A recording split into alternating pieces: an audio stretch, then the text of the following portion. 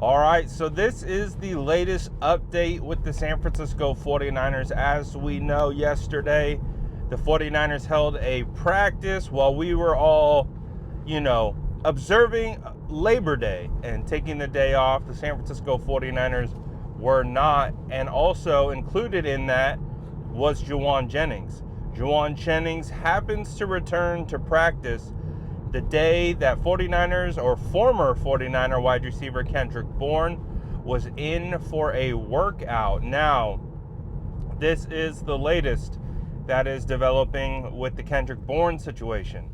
Kendrick Bourne posted to his social media, one, that he was in Santa Clara earlier in the day, and then secondly, showed him leaving to Washington.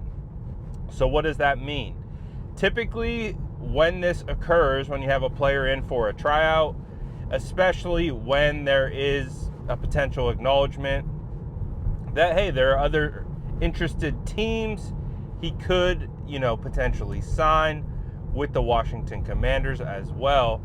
The fact that the San Francisco 49ers let him out the door without signing a contract is a strong indication that Kendrick Bourne, at least for right now, will not be signing with the San Francisco 49ers. Now, why is that important? Because if things had gone more sideways than I think they had already gone with Jauan Jennings, then I think it would be a pretty strong indication that the San Francisco 49ers signing Kendrick Bourne would mean that things with Jauan Jennings aren't going well. So, you take all of these factors into account. You see Jauan Jennings back at practice looking real healthy, looking real spry, looking like he's got some explosiveness to him. Going over there, dapping up John Lynch, Kyle Shanahan. Wake up, honey. We have got bro hug watch. Yes, typically these types of updates and, monitoring of the dappage, that typically is a July, August, early August type thing. The fact that we are here, week one is officially rocking and rolling. The 49ers go up to face off against Seattle, and we're still paying attention to Jauan Jennings and his small micro interactions with Kyle Shanahan and John Lynch. Tells you exactly where we are with that situation.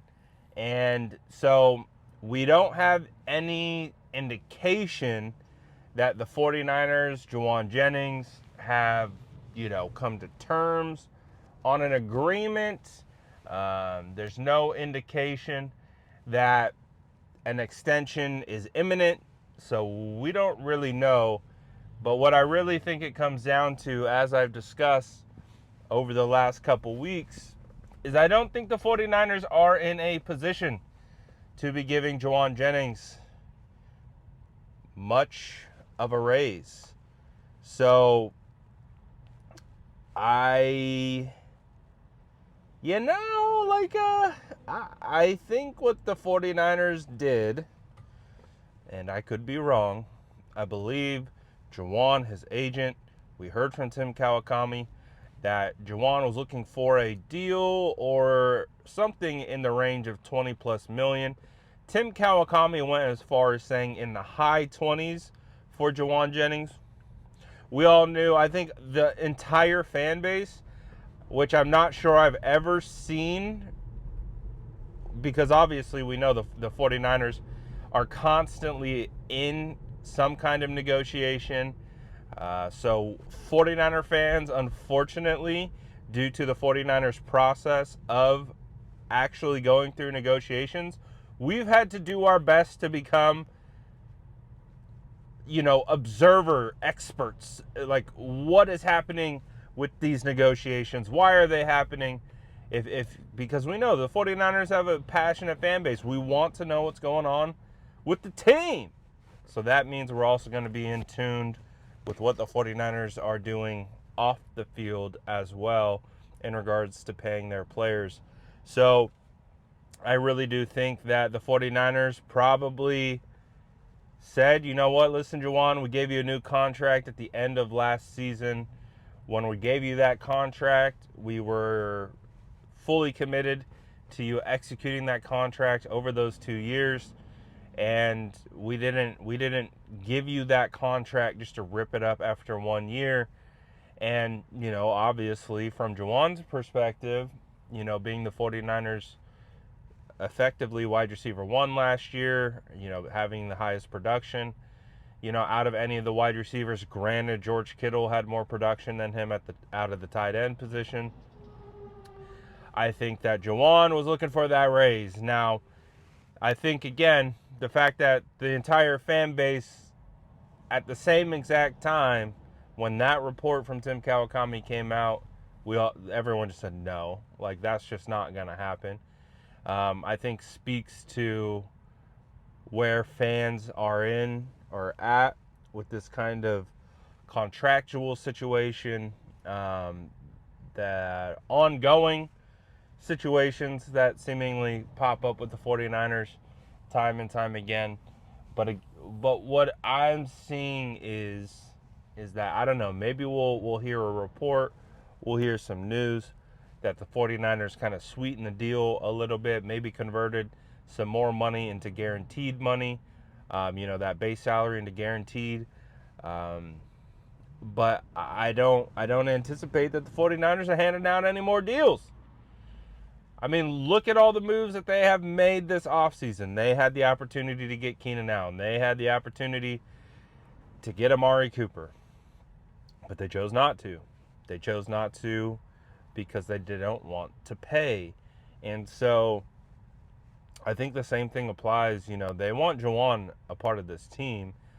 They want Jauan to be a integral piece, but at their price. And to the 49ers' credit, they mutually agreed to this current salary structure just last season.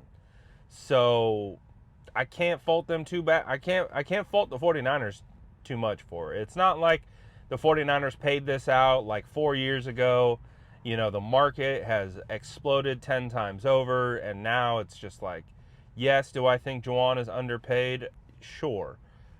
But he agreed to that deal along with his agent last season, so I think it is what it is. So when you take in the Kendrick Bourne situation, you take the fact that he's left and gone to Washington, you take into account that Jauan Jennings returns to practice, looks healthy, I would have to assume that Kendrick becomes more of a in case of an emergency type of addition for the San Francisco 49ers, because, as we saw from the reports, I mean, this is one of the healthiest that the 49ers have been all offseason.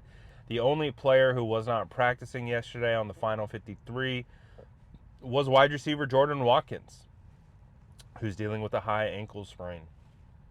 So that means Russell Gage is healthy. Obviously Jacob Cowing is on IR. But you have other guys who can potentially contribute. Marquez Valdez-Scantling as well could be a guy that gets elevated for game day against the Seattle Seahawks, against his former team. So there are options. Robbie Chosen is on the practice squad. He could also be an elevation. So, Ricky Pearsall, Jauan Jennings, having Russell Gage back, all positives. So, and again, if the 49ers were to sign Kendrick Bourne, that would require that they would have to release someone from the final 53. And it does appear that a lot of the 53-man roster shuffling has been executed. Now, I'm curious if the 49ers are going to kick the tires on Jabril Peppers, who was released from the Patriots, because the 49ers only have 3 safeties on the active. They have Jair Brown, Jason Pinnock, and Marquise Siegel. So I'm curious to see if they're at least kicking those tires and seeing what his availability could be like. But again, same thing applies. Would have to make a corresponding roster move to add him on. So we will see.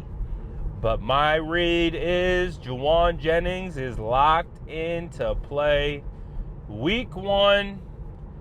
You know, if he wasn't at practice, I think we would be having a lot different conversation. And so whatever has been transpiring over this off season, there's no more time. There's no more time for those types of games anymore. The only game left to play is the game in between the white lines. And for Jauan, good news. If he goes out here and has a stellar year, then he has the opportunity to head into free agency and make a lot of money. So, it's not the end of the world for Jauan. Yes, does that mean he will likely be playing for another team next season? We understand it's a business. It is what it is. He wanted his money this offseason. Doesn't look like he's going to get it, but the silver lining is he will have the opportunity to make a big bag at the end of this year. So I don't think it's the worst thing ever.